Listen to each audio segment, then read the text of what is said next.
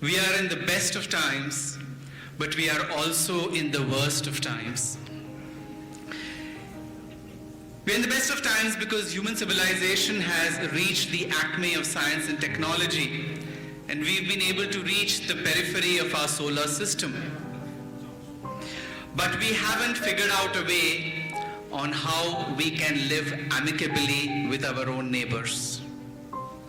It is the best of time because we've achieved unprecedented levels of industrial progress.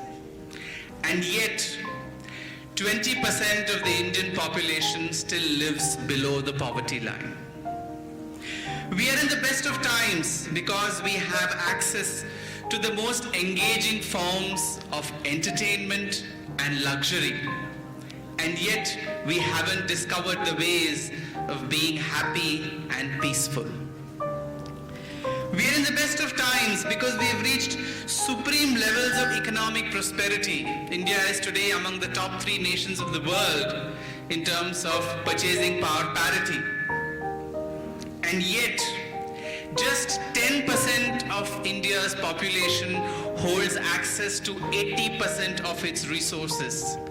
The bottom 60% of the population has access to only 5% of India's resources. We are living in an era of extreme inequities, which is also called plutocracy.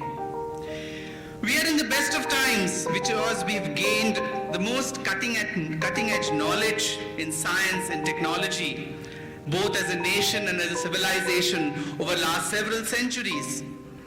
And yet, we haven't discovered ways to beat depression, frustration, and self-doubt.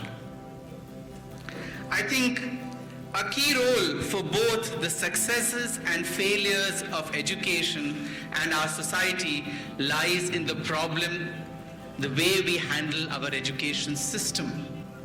We have molded intellectual giants, but unfortunately, they have been moral dwarfs. And that's why I started by saying that we are in the best of times, and yet we are in the worst of times. I think the future of education and the education of future are closely interlinked. And the future of India is being groomed in its classrooms.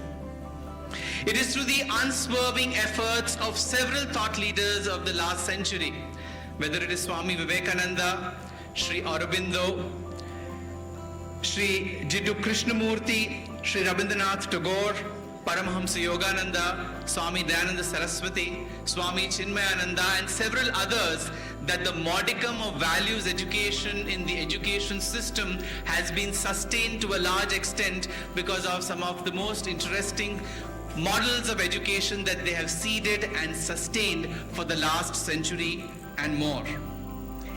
In fact, the term education itself has its origin in the root word educare, which means to manifest our true identity from within into tangible actions.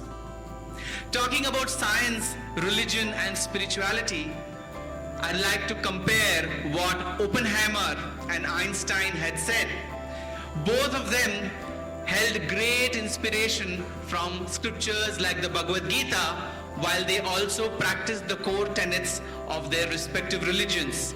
And they believed, and I quote Einstein, who said that science without religion is lame, and religion without science will be blind. So I think this fabulous combination of science and spirituality is what would take us forward. In fact, Swami Vivekananda had mentioned that education is the manifestation of the perfection already latent in man.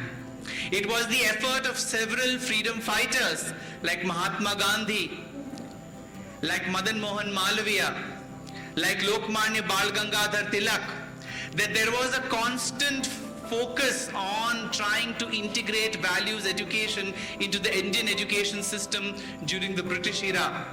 In fact, Mahatma Gandhi had said, by education, I mean an all-round drawing out of the best in the child, body, mind, and spirit. Literacy should not be equated to education. Unfortunately today, whether it is at the primary, secondary or higher education levels, literacy is equated with education, which is not what the purpose of education was meant to be. In fact, during the British years, in 1835, after the Indian Education Act was implemented, end of education became employment. And that has remained even today, 70 years after getting independence, wherein education and its success is calculated with the kind of jobs and employment opportunities that individuals get.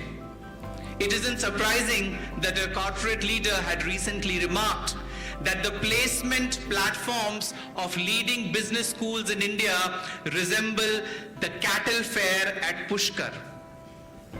That's the unfortunate development that education has landed itself to.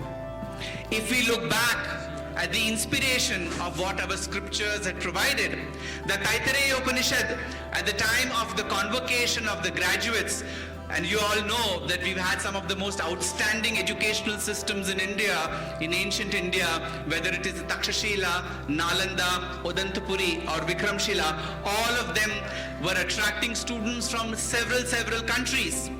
And the message that the Guru would give at the time of convocation was not of worshipping a form of God or earning a lot of money and being successful. The message that was given at the time of convocation captured the essence of what education is meant to be. And the Taittiriya Upanishad in the Shikshavalli says, the message was Satyam Vada, Dharmam Chara, Matru Devo Bhava, Pitru Devo Bhava, Acharya Devo Bhava, Atithi Devo Bhava. Speak the truth, act righteously. Treat your mother, father, guest and your teacher as verily the embodiments of divinity. That is what truly education stands for. How do we make this happen? And why is there a need to reform education? Because the soul of education is the education of the soul. I think spirituality has got little to do with religion. Religion is for the body. It is aimed at preparing the body to be disciplined enough to lead a higher life. Where the role of religion ends, the role of spirituality begins, because spirituality is the science of the soul, and the soul of education is the education of the soul. If there is some common features that have been highlighted by several education commissions, it is this, that the moral and spiritual traditions of India and its diverse religions should be incorporated in a variety of ways and forms, right from the primary school, higher secondary school and the higher education systems in India. It is a pity that after 70 years of political independence, we still struggle to do this in a seamless fashion.